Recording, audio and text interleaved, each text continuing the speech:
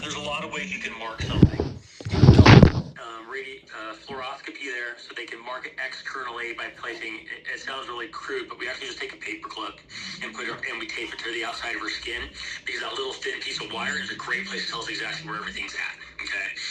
Sometimes, depending if it's a large segment, you may take 2 paper clips, or you may bend it to the right space. It sounds really crude and stupid, but it works really, really well, and it's cheap. We don't charge you for the paper clip, I promise. Yeah, right.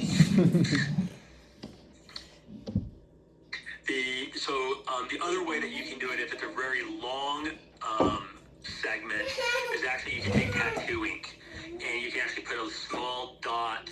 I don't know if either of you guys have tattoos or not, but you actually put like a single small dot about the size of a freckle at the bottom of where that stricture is, and you put a dot freckle at the top, so you know internally where it is. So there's definitely 2 ways you can do that. And then what they would do is they cut the skin, almost like you're trying to break the skin if you're trying to do a dilation. So that part isn't really any different. And what they do is they extend that cut a little bit above and beyond where they know that area of either deep scar or cartilage or whatever it is in that area where it's at exactly. Okay.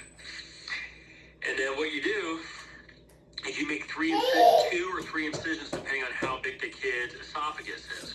For some kids, their esophagus is so small, it's really only safe to do 1. So the range is between 1 and 3 incisions.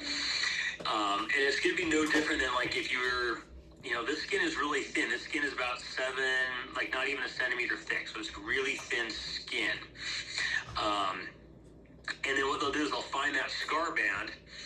And then what they do is they take that little thing, like if you've ever used a needle or so to get out a sliver, they reach underneath each little fiber of either scar or cartilage, and they cut it. And they'll cut the entire length of whatever that kind of either scar band or that cartilage level is. Okay, so if it's really short, like a centimeter, you're talking a very small amount. When I talk to them, they do, they've had bigger ones that are 3 to 5 centimeters. Then you're talking about something that's closer to like an inch in length. Okay, so depending on how big the kid is, how big the scar is, and when I go back and look at her stuff, and it's just finally loaded, that's how slow it is working from home some days. Hers wasn't very big. I think hers was about a half a centimeter when I did the endo flip on her. So let me see. I have the measurements in here. They'll do their own measurements because obviously they're not there to physically look at it. So, hers are like, is very, very small. So you're talking maybe a couple. Hers wasn't too bad. Hers was actually so about 2 centimeters probably total would be the incision on the inside. Now this procedure is, because you have to get all of those scar bands for this to be effective, you do have to go deep into that wall of the esophagus. So there is a much higher rate of a complication with this compared to like a normal incision where I'm taking a scar that's, for example, that's kind of gotten thick like a keloid on the inside of the esophagus and cutting it, or I'm taking a balloon and dilating it open. So you're going deep into the wall of that esophagus. Because the risk of putting a hole through the esophagus, trying to get every one of those little scar band tissues, they put a tube down her nose after the end of so they'll do an esophagram where they have her swallow contrast to make sure that there's nothing there. And then they put a tube down her nose into her esophagus that has, basically, do you guys have fish by any chance? Yeah. Like the little foam fish filters that you can, that kind of bob in the top of a fish tank? We have one of those. It puts something that basically looks like that in her esophagus over the area where they did the cutting, and they hook it up to a pump, but instead of being like a positive pump that pumps air, air into your tank, it actually sucks the air out of your esophagus, so it completely collapses down. So if there's any small micro tears or holes that they created, it will close that skin down tight to allow that skin to heal together, because your skin will heal pretty quickly together. Okay? And they leave that tube connected to a pump for 3 to 4 days. So during that period of 3 to 4 days, she's not going to be allowed to take anything by mouth, because you don't want any air or any food, any reflux really to disturb that skin basically growing together. And little kids' skin, as you know, heals really great. Like, they cut the inside of their lip on something spicy, bite the inside of the lip, 2-3 days later, you're not going to see it at all. It's better. Okay, these kids heal quick. If she doesn't have a G-tube, so that's not going to be appropriate, but sometimes they'll put a tube down if they have a feeding tube in their stomach to give them some calories directly in their stomach. So they'll probably give her some IV nutrition for those 3 or 4 days. After 3 or 4 days, they'll take her back. So you'll be in the hospital this whole time. They'll take her back into their procedure room or operating room. I'm not sure exactly how they do it. They stop the pressure in that pump, allow the esophagus to open back up. They take out basically that sponge that had that pump, tubing in it. And they give it a gentle stretch to make sure that it looks like it's nice and flexible. They do another study to make sure there's no leaking of contrast. And then they watch, sometimes it just depends on how well everything looks and heals. They may keep you for another 12 hours to 3 days to make sure she's eating well without complication. And during that time, and then what happens is a couple weeks later, they go in, just because it is still going to be a little bit tight and there's going to be swelling there, they may go back in and stretch it back out again. Ideally, they say sometimes they have to stretch it 3-4 times after they've actually cut out all that scar tissue or that kind of like cartilage that's potentially in there, and you're done. And then, so what's happened for people who've gone to Boston for other conditions is they usually do the initial 1 or 2, which for families, I understand it can be totally inconvenient depending on how much need there is to go out, fly back to Boston, every, 2 to 3 weeks. And we've definitely taken them over from there for them for other medical conditions. And ideally, it doesn't scar back. And that's kind of, that's the hard part is, you're hoping that after you cut that scar band, it doesn't scar back. So the reason they do that, and I know the 2 guys in Boston very well who do this procedure. Dr. Barnhart knows one of them very well who does this procedure. We've all shared. It's a small community of doctors who do these kind of intense procedures around the country. We're not quite at their level just because we haven't had institutional support, but that being what I said, I feel very comfortable with what they do. So that's kind of what I want to let you know. But you can, and they're very comfortable with us doing the ongoing management. Now, if it has a problem where it keeps scarring back down and we have to keep stretching more than 3 or 4 times, then you're kind of having the same conversation where that you had with Dr. Barnhart about just cutting it out.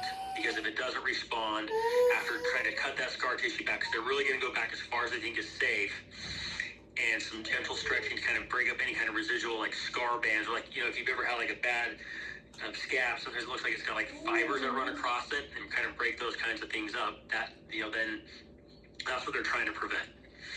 The advantage of doing this procedure is there's no cuts on the outside of the body, so there's that external scar thing, which most people honestly, it's like the least of their concern, to be honest with you. The second advantage potentially is that you're not cutting out a piece of esophagus, so if her motility is normal everywhere else, you don't disrupt that motility by taking out a small piece of that esophagus where there's going to be a little bit of nerve and muscle. If you cut that out, is how well does that little piece of tissue in there allow food to go from top to bottom again. Okay. Depending on if it's a long scar or a short scar, depending on how much they have to take out, then you also don't have to worry about if you have to take out a large section of the esophagus, pulling part of that stomach into their chest and causing a small hiatal hernia. Those are all the advantages. The disadvantage really is that there's still a risk and possibility that, aside from the travel and the time and the expense, those are individualized, but medically, which is somewhat related, is that if it fails, you're back to talking about taking out part of her esophagus. So that was a lot of information in about 11 and a half minutes according to the timer on this video call. So you tell me I can get more information for you. I'm happy to do that. I'm happy to do whatever you guys want. But what kind of cursory, that's probably a lot more detail than what they had on their website, because I did go over their website too. So tell me a little bit about what other questions can I help answer for you guys so you can make a good informed decision about what you want to do for Adeline. Well, the surgeon today said that you're able to do these surgeries, or no? So I am not comfortable going that deep. I don't have any practical experience going that deep. So if we're going to do that, I've done lots of incisional therapies for lots of other reasons, never for this one. Okay. Yeah. So I have a motor memory skill set to do something that goes 1 to 2 millimeters deep. Okay, and that's where about the depth I'm comfortable cutting out scar tissue. But you're talking about it potentially could be 5 millimeters deep, which only leaves me maybe 2 millimeters of skin on that back wall before I potentially cause a complication. I just don't have a lot of experience personally doing that, nor have I assisted somebody who has experience, doing this procedure to say I'm 100% comfortable doing it. I have to be honest with you guys. Yeah. Okay? So, it's not to say I'm not willing to try, but we have to understand that if I cause a complication, that's fine, because, the complication rate for this procedure is, Boston's is going to be a lot better than a lot of places in the country who do this. We're talking about having to basically surgery go in there and doing exactly kind of what they were planning on doing the first time anyways. And then do you think it's better for her to do it now or wait? Like, what's the benefit versus like being a little bit older? So the benefit of waiting is her esophagus gets bigger, because what I don't know is if they go in there and they evaluate her and say, no, her esophagus is too small to perform all the necessary procedural maneuvers to make this work, then the answer is she's too small, and then you have to either wait till she's bigger or not. Yeah. The advantage of waiting is actually just allowing her esophagus to get physically bigger. That's it. That's the advantage. Okay.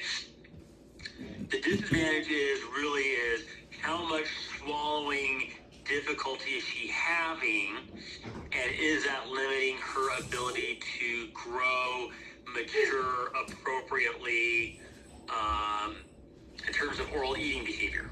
Like, if she's not, hers is, so like, I'm looking at her x-rays right now that I took, okay, during the procedure, which you guys didn't get to see. But does she, is she unwilling to take solid food because it hurts when it goes down? No. So right now the answer is no. She's 19 months? Yeah. 20 months, right?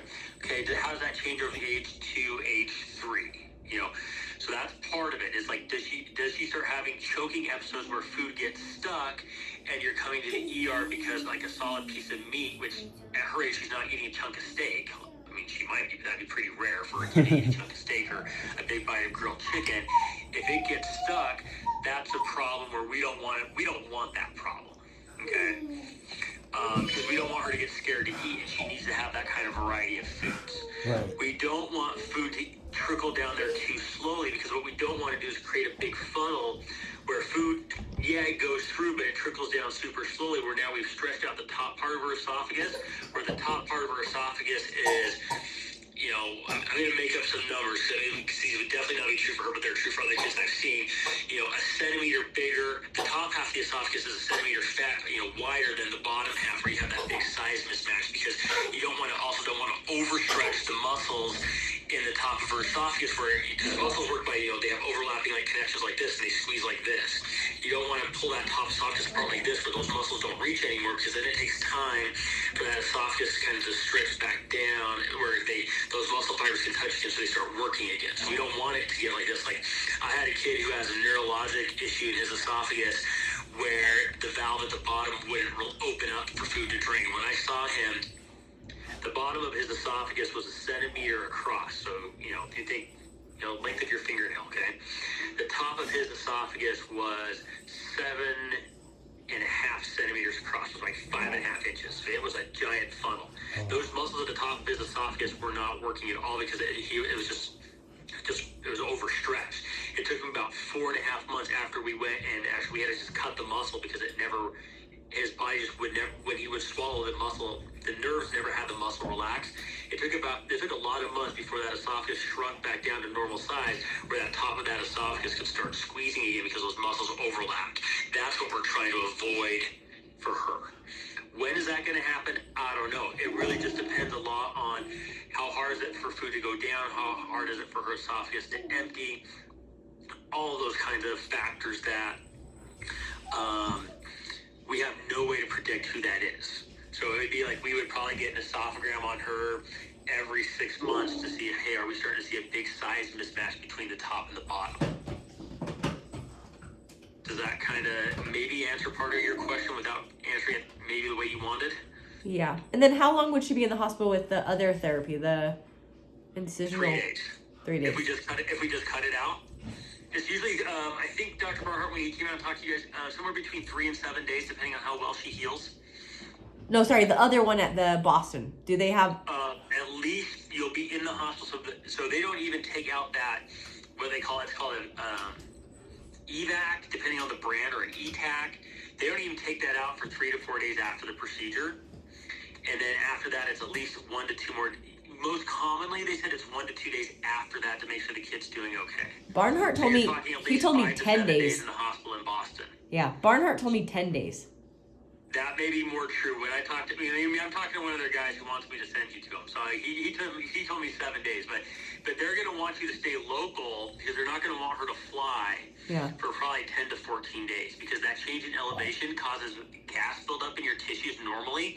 And if there's like a little air bubble or something like that that's trapped in her esophagus, they're not going to want that risk of that air bubble moving, tearing, causing a problem. Like if I have kids who live, like, for example, I'll give you a stupid one. I have kids that live in Logan, and I dilate their esophagus. I need them to stay in Salt Lake for 12 hours. I don't want them driving up to Logan the next day. Or like, if they live in Vegas, that's great. They can drive back down to Vegas or Cedar City, but they're not flying. Because that change in pressure and flying can cause a lot of problems. So, there are reasonable precautions. So, but it also depends on, after that procedure, is she willing to eat and drink? I don't know. Is they going to take her 1 day, 2 days? Is she scared because it hurts and it's going to take 3 or 4 days? That's really unpredictable. And she's little, so she's not going to be able to tell us, well, Mommy, it hurts to swallow. Hey, you give her some Tylenol, you give her maybe some numbing medication for her throat. Yeah, that feels great. I'm going to be able to eat now normally for a couple times. The meds wear off and you do it again. She's going to cry. She's going to hurt. Those are all those things that you're going to have to make sure you're okay with before you leave the hospital in terms of like calories and hydration. So I think optimistically I would say optimistic answer is 7 days, but I think after that, it really just depends on what's her recovery like. And I think that's very individual. That I think they can give you a really optimistic number, and they can give you a pessimistic number, and hopefully she falls somewhere closer in the middle, because that's probably where most people fall. Okay. Okay. I don't think I have any questions. I just want to make sure I kind of understand it right. Like in Boston, so they would basically go in and make a series of incisions through the cartilage ring. Yep. And to allow it to expand and contract. Yeah, they wouldn't fully remove it. They would cut it into little pieces. Yeah. Okay. Basically, so allow it so it's no longer connected, so the esophagus works pretty well. Okay. Whereas surgery, you take out that whole section, so you don't worry about any remnant pieces at all. That's the difference. Okay. And they have an article that they published. It's a great article. It's an old article. They've modified their technique over the years since that article was published. It takes about 2 years to get an article published. It was published in 2020, but all the work was really done far behind, before that point. Yeah. So they've modified their techniques. They say they've gotten better at it. They do some different things that are in their article, but they have good success with it. I'm not going to tell you they're terrible at what they do. They're really good at what they do. They can offer you something that if I was to do it, I have no experience doing. I would either have to fly somebody out to assist me, which, that probably, to be honest with you, not going to happen. What's much more likely to happen is if you decide to go to Boston, I would try to see if I could fly out and watch her procedure in person to learn more about this procedure. Because I can watch, this guy's done training videos. He's a really good guy. So I like him personally as well. But a training video and watching somebody in person aren't the same thing. Right. So would you say to check Cincinnati too, or just, I guess? I always, whenever I send somebody out, I always want to give you. I think you deserve. If you're going to do something like this, I usually recommend you talk to at least 2 places. If you don't want to do Cincinnati, you could do Ohio State. I know. So the guy at Ohio State, his name is Muhammad Khan. I actually grew up with him, which is really ironic. We've known each other since we were like 5 years old. He does what I do. He went in and got a couple extra years of additional training, learning how to do some micro dissection techniques through the esophagus. So he's very good at what he does. But it would be a very similar process. It would be the same process as Boston. It would just be a different location. But whoever it is or wherever you go, do you feel comfortable with how successful they are? I mean, these are the questions you need. Is how many do you do of these? Based on her size and her physical size and the location and everything else, how comfortable are you doing this particular case? What do you think her recovery is? How do you follow them, long term? Those are the kind of questions you should ask of anybody. And like whether you're doing, unless it's an emergency surgery, like you're getting your knee replaced, something like that, you kind of want to know who you're talking to, what you're doing. And since I can't give you an honest first opinion here, you deserve at least 2 good opinions elsewhere. And so if this were your kid, you would choose what you told us to go and do that other surgery? That's the worst question. You don't get to ask me that question. But you know what I mean? That's the hard part. It's like... It's about, I don't want to pretend something that's not true, okay? If there are financial considerations, doing something out of state is very financially costly because you're talking about a lot of time and travel, whether it be away from other kids who can't travel with you, whether it be living in hotels or hospitals, it's expensive. Okay, I'm not, whether or not your insurance will, we can write a nice letter, say, hey, they need a procedure that we don't offer locally. Dr. Barnhart will sign it. I'll sign it. That's not the issue. How much your insurance will pick up for a procedure that's done out of state when there's another alternative available, that's up to your insurance company. So there's a real world financial consideration that goes into this, which I don't want to either say neglect it or go all out. I mean, it's like the same conversation when we have somebody like, hey, you need a kidney transplant or you need a liver transplant. This is a really, yours is not that expensive, but this is, if they're saying, hey, we need you to follow up with us exclusively for 6 to 9 months, is that something financially and time-wise your family can do without risk of, jobs and neglecting other kids and whatever other your life responsibilities are? So that's a very real consideration that goes into this. Right. The success rates that the Boston guys, and I didn't call success, because I figured I just need to learn what the procedure was in more depth, so I only called one group of people, are talking about, their successes are pretty good. So they don't have a ton of kids that go on to have a surgical, later surgical resection, okay? At least not in the immediate future, which is usually like 12 to 18 months follow-up. Great. Well, what happens in 5 years? I don't know. They have, they have 5-year data? Do they have 10-year data? I don't know. Or do you want to stay closer to home? The scar, the external stuff is definitely much more apparent. You have potentially family support close by. They're all real world considerations where I can't tell you what's right and what's wrong for you. You got a family of 6 kids and they're all, hypothetically under the age of 10. That's a real expensive trip to go to Boston, or it's really burdensome to leave grandma in charge of 5 kids while mom and dad are away for, a day there beforehand too. You may be gone 5 days at a time. 3 days to go down there, a day and a half to get there, a day for your procedure, stay in town 2 days to make sure there's no complication, then come back home. Can you guys do that? And those are financial things that, I'm not weighing in on them. Sorry. Yeah. I'll give you the reality, but I'm not weighing. I trained in Buffalo, New York, and the reality is we had to send people away because there's stuff there. It's just the institution, we were limited, and they just didn't have a choice. Utah, one of the reasons I'm here in Utah is because Utah offers choices.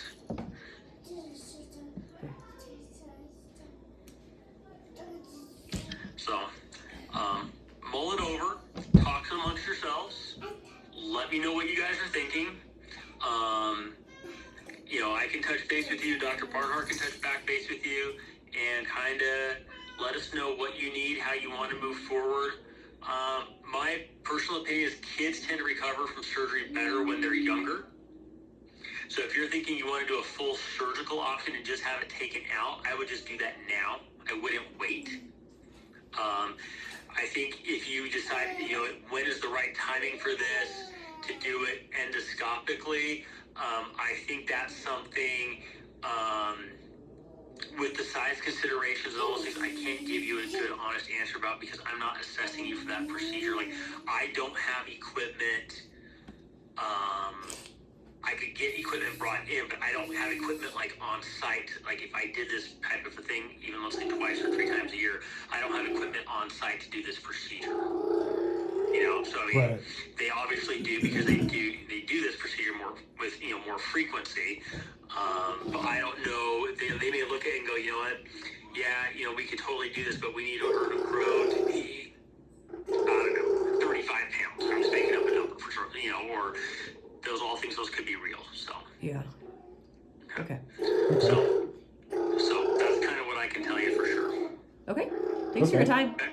Yeah, no worries. Thanks, guys. Let me know if you have other questions that I can go get answers for you if there's anything else, okay? Okay. Okay, thank you so much. Yeah, no worries. you. Have a good afternoon. Or good evening, sorry. Yep. See ya.